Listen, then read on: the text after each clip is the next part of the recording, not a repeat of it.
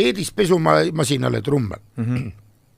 Oli Tartu, oli ju kultuuripealinn, muuseumid tegid sellise näituse, no et Peedis pesumasinale trummel või midagi sellist, eks.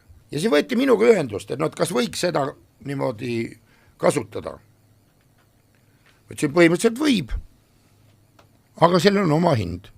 Ja lõpuks, ma ei mäleta, mis ta nimi oli, üks naisterahvas, kellega ma meili teel suhtlesin, aga me pidasime siin juristiga nõu, tegelikult see on folkloor, nii et me võime niisama ka seda kasutada.